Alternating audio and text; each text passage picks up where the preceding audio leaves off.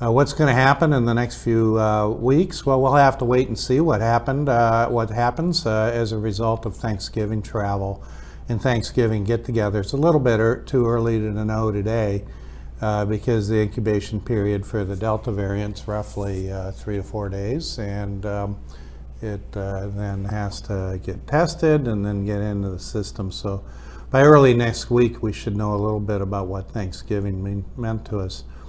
My predictions so far have been mostly accurate.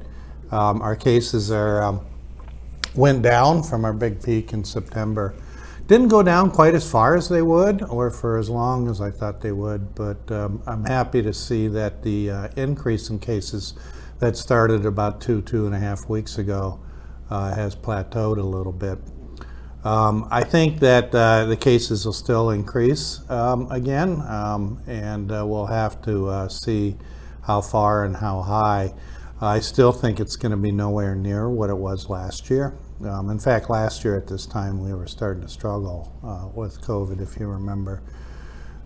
The schools and universities still largely doing fairly well. Interesting, I saw some data last Tuesday from our Winston-Salem, Forsyth County schools, that if you compare our rates of quarantine and virtual learning because of COVID exposure or COVID infection between here in Forsyth County and down in Union County, and even to some extent in Davie County, we're doing a lot better.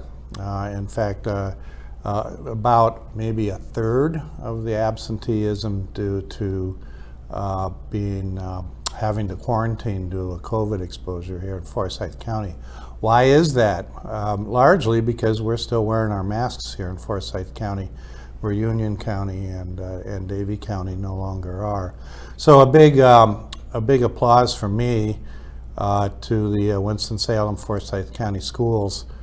At their school board meeting Tuesday, they voted to extend the mask mandate for about another 2 weeks, and then we're going to vote again. So it's like every 2 weeks we reassess, and that's the way to do it.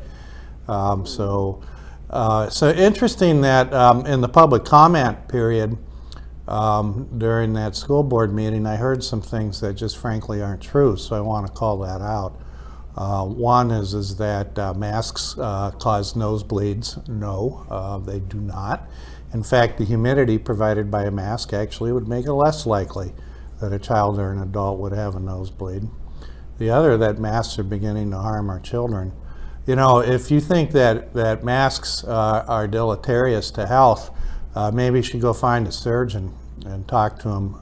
These guys and gals wear masks all day in their work, and have been doing so for about 100 years, and really it's to protect our patients and to protect other people, no different than masking in a school.